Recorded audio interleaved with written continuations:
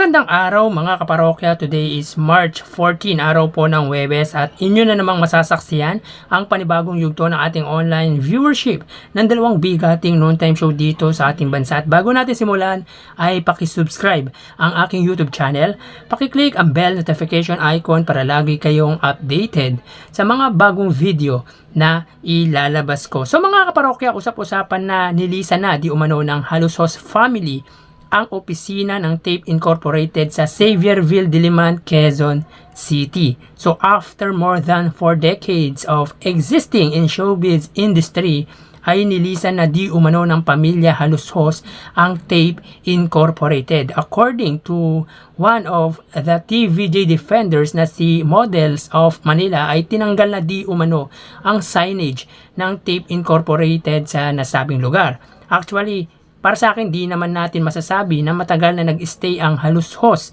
sa Tape Incorporated dahil ang pinakaulo at nagtaguyod ng kumpanya ay walang iba kundi si Mr. T or Antonio Toviera with the help of Miss Maluchoa Fagar and Tito Vic and Joey as frontliner or yung muka ng Eat Bulaga. Isang malungkot na balita ito para sa mga nagpakahirap para maging successful, ngunit mauuwi lang pala sa wala.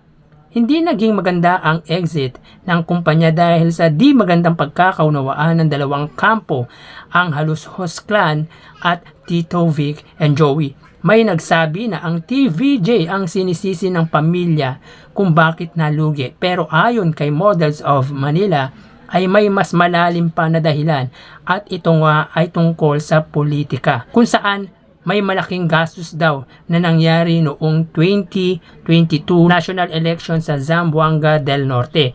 Pag ang showbiz talaga ay hinaluan ng politika, wala talagang magandang maidudulot. Hindi naman lahat, may mga time talaga na di maganda ang nagiging resulta kapag hinaluan ng politika ang isang bagay. Pero kung sana naging transparent or naging maayos lang ang usapan ng dalawang panig, ay di sana humantong sa paghihiwalayan ng Tape Incorporated at ng Tito Vic and Joey. Sayang ang paghihirap ng talagang nagtaguyod ng kumpanya.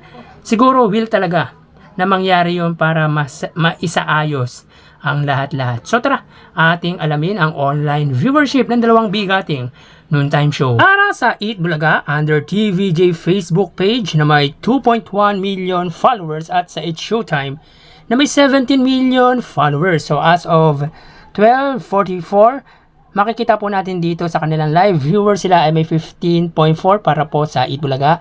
Sa It's Showtime naman po, makikita po natin dito ang live viewers nila sa Facebook ay 16.3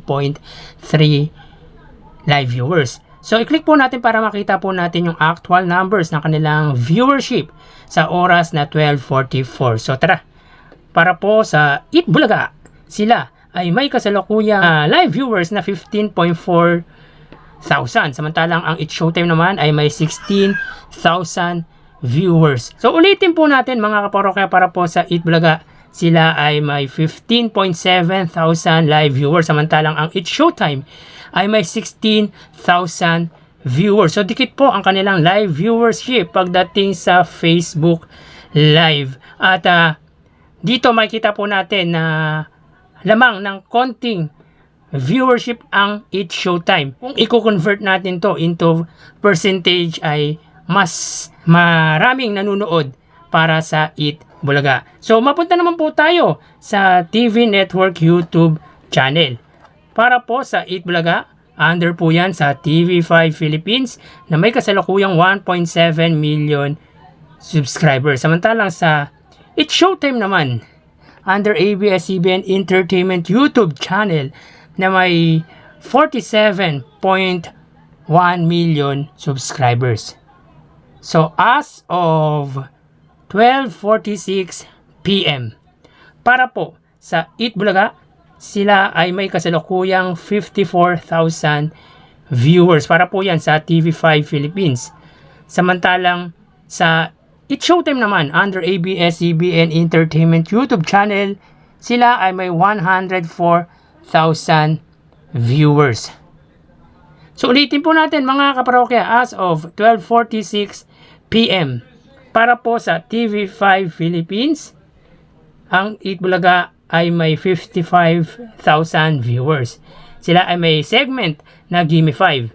Samantalang ang Eat Showtime ay may segment na especially for you ay may 106,000 viewers.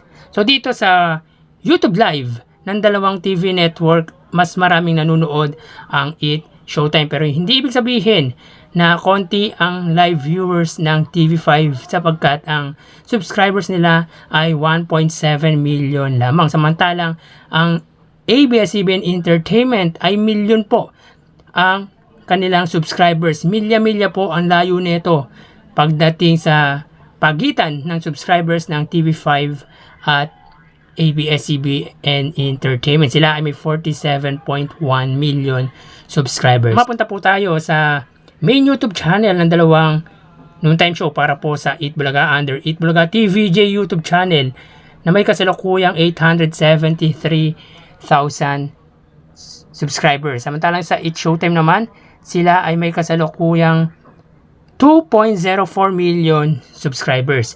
So as of 12:48 PM, ang Eat Bulaga, sila ay may 57,000 viewers. Ang Eat Showtime naman ay may 79,000 live viewers. So ulitin po natin mga kaparokya, as of 12:48 PM para po sa Eat Bulaga under Eat Bulaga TVJ YouTube channel, sila ay may 57,000 viewers. Ang Eat Showtime naman ay may 80,000 live viewers. So dito makikita po natin pagdating sa main YouTube channel ng dalawang bigati noontime show, ang Eat Showtime ang siyang maraming nanonood kesa sa Eat Bulaga. At ang total na nakuha ng Eat Bulaga para sa kanilang Facebook Live at YouTube channel ay 127,000 viewers. Samantalang ang Eat Showtime ay nakakuha ng total na 204,000 live viewers. So yan po lumalabas sa kanilang online viewership as of 12:49 PM. At mamaya ho, magbabalik po tayo sa ikalawang yugto ng ating online viewership ng dalawang bigating noontime show dito sa ating bansa, ang Eat Showtime at ang Eat Bulaga. Magpapaalam na po muna ako pansamantala. Thank you and God bless.